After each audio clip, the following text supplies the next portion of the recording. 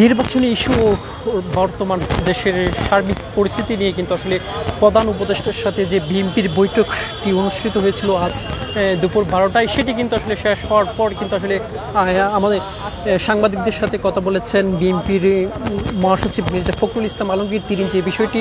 বলেছেন যে আসলে নির্বাচনী রুটম্যাপ সহ বেশ কিছু বিষয়ে আলোচনা হওয়ার পর আসলে প্রধান উপদেষ্টার সাথে আসলে তাদের যে আলোচনাটি হয়েছে সেটি আসলে ফলপ্রসূ হয়নি, অসন্তুষ্ট তারা, এমনটি কিন্তু আমাদেরকে তারা জানিয়েছেন। আমরা এই মুহূর্তে সরাসরি যুক্ত হয়েছি আপনাদের সাথে প্রধান উপদেষ্টার যে যমুনা বাসভবন রয়েছে সেই বাসভবনের সামনে থেকে। কিছুক্ষণ আগেই কিন্তু আসলে যে বিএনপির মহাসচিব মির্জা ফখরুল ইসলাম আলমগীর তিনি কিন্তু আসলে এই যে প্রধান উপদেষ্টা ডক্টর মোহাম্মদ ইউনূসের সাথে কিন্তু আসলে আলোচনার শেষে কিন্তু আসলে সাংবাদিকদের সাথে তিনি কথা বলেছেন এবং কথা বলার পর তিনি যে বিষয়টি জানিয়েছেন যে আসলে নির্বাচনী রুটম্যাপ সহ বেশ কয়েকটি বিষয় আসলে দেশের চলমান পরিস্থিতি সহ বেশ কয়েকটি বিষয় নিয়ে কিন্তু আসলে তারা আলোচনা করেছিলেন। তো এই নির্বাচনী রুটম্যাপের বিষয়ে যখন কথা হয়েছিল তখন আসলে ফলপ্রসূ কোনো সাড়া পাননি প্রধান উপদেষ্টার কাছ থেকে, এমনটি কিন্তু আসলে জানিয়েছেন মির্জা ফখরুল ইসলাম আলমগীর। তিনি যে বিষয়টি বলছেন যে আসলে নির্বাচনী রুটম্যাপ নিয়ে কোনো ফলপ্রসূ অথবা সন্তোষজনক কোনো আলোচনা পায়নি বিএনপি, এমনটি কিন্তু তারা জানিয়েছেন। এই বিষয়ে আমরা গণমাধ্যম কর্মীরা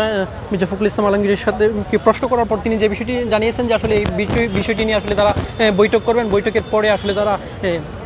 কোনো আন্দোলন বা কর্মসূচি ঘোষণা করবেন কিনা সেটি কিন্তু তারা জানাবেন, এমনটি কিন্তু আমরা জানতে পেরেছি। তো আপনাদেরকে জানিয়ে রাখি যে আসলে পূর্ব ঘোষিত যে আসলে বিএনপির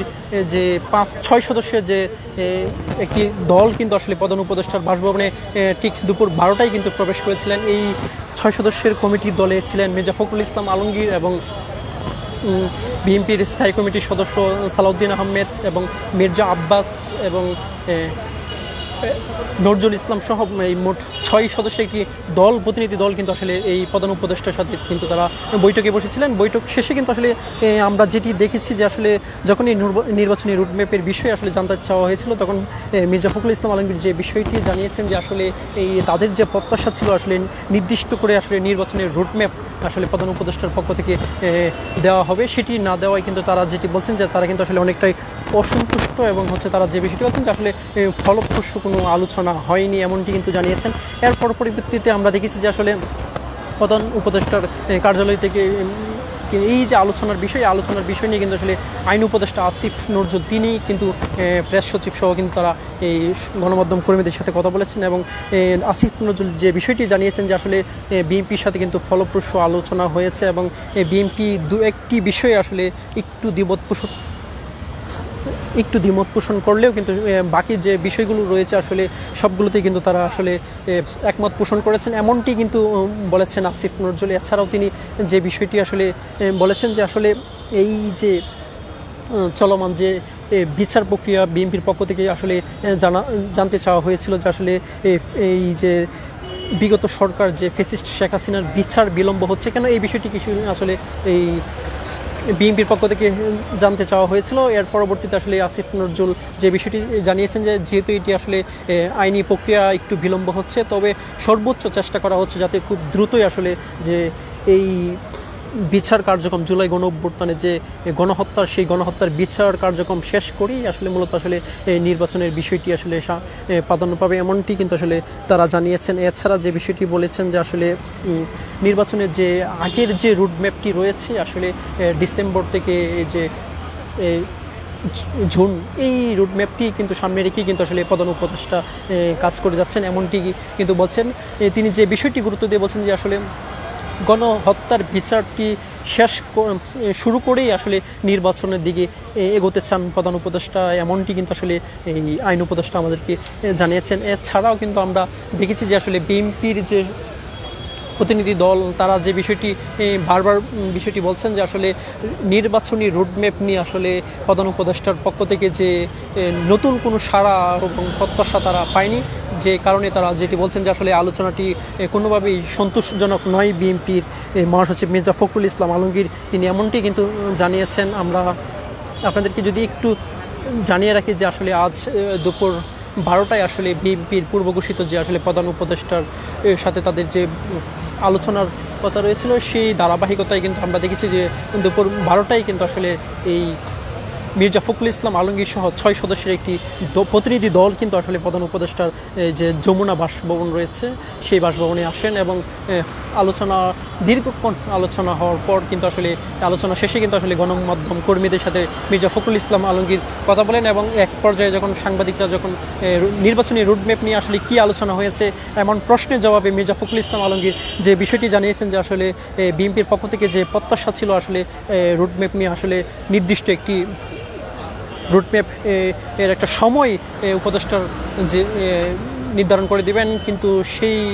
এই আগের যে রুটম্যাপ যেটি প্রধান উপদেষ্টার পক্ষ থেকে যে বলা হয়েছিল ডিসেম্বর থেকে জুন, এই আগের রুটম্যাপেই আসলে কিন্তু আসলে প্রধান উপদেষ্টার বক্তব্য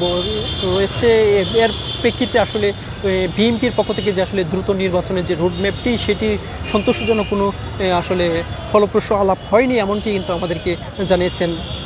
মির্জা ফখরুল ইসলাম আলমগীর। এছাড়াও আসলে আমরা যে বিষয়টি আমরা দেখেছি যে আসলে বিএনপির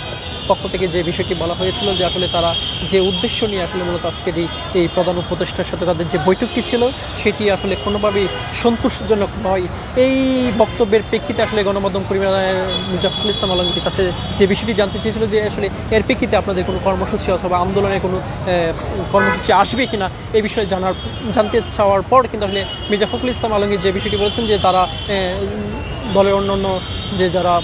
সিনিয়র নেতৃবৃন্দ রয়েছেন তাদের সাথে বৈঠক শেষেই কিন্তু আসলে তারা সিদ্ধান্ত জানাবেন যে তারা কোনো আন্দোলনে যাবেন কিনা। তো সব মিলিয়ে যে বিষয়টি আসলে বলা ছিল যে আসলে প্রধান উপদেষ্টার সাথে যে বিএনপির যে প্রতিনিধি দলের যে আলোচনা সভাটি অনুষ্ঠিত হয়েছে সেটি কিন্তু বিএনপির পক্ষ থেকে যেটি বিষয়টি জানা হয়েছে যে আসলে এটি কোনোভাবে ফলপ্রসূ নয় এবং অসন্তুষ্ট তারা, এমনটি কিন্তু আমাদেরকে জানিয়েছেন। এছাড়া আরেকটি বিষয় যেটি এর পরপরই কিন্তু আমরা দেখেছি যে আসলে আইন উপদেষ্টা আসিফ নজরুল এবং প্রেস সচিব শফিকুল আলম তারা কিন্তু এসে গণমাধ্যমের সাথে কথা বলেছেন। তারা যে বিষয়টি জানিয়েছেন যে আসলে বিএনপির সাথে যে প্রধান উপদেষ্টার যে আলোচনাটি হয়েছে সেটি আসলে ফলপ্রসূ হয়েছে, তবে দু একটি বিষয় আসলে এই প্রধান উপদেষ্টার সাথে আসলে ঐক্যমত নয় বিএনপি, এমনটি কিন্তু তারা জানিয়েছেন। সার্বিক বিষয়ে যে তারা কিন্তু একমত এবং তারা যে বিষয়টি সবচেয়ে বেশি গুরুত্ব দিয়েছেন যে আসলে কেন এখনও গণহত্যার বিচার হচ্ছে না, সেটি কেন আসলে বিলম্বিত হচ্ছে, এমন প্রশ্নটিও কিন্তু আসলে বিএনপির পক্ষ থেকে করা হয়েছিল। তবে আসিফ নজরুল তিনি যে বিষয়টি জানিয়েছেন যে আসলে তিনি বলছেন যে আসলে যেহেতু এটি আইনি প্রক্রিয়া, যেহেতু এটি একটি সময় সাপেক্ষ ব্যাপার, তবে সর্বোচ্চ প্রধান উপদেষ্টার পক্ষ থেকে এবং আইন উপদেষ্টার যে মন্ত্রণালয় রয়েছে সেখান থেকে সর্বোচ্চ চেষ্টা করা হচ্ছে যাতে খুব দ্রুতই আসলে যে এই যে গণহত্যার যে মামলা সেটির রায় দ্রুতই বাস্তবায়িত হবে এবং বিচার কার্যক্রম দ্রুতই শুরু হবে, এমনটি কিন্তু আসলে জানানো হয়েছিল। তো এখন পর্যন্ত এই ছিল আমার কাছে এই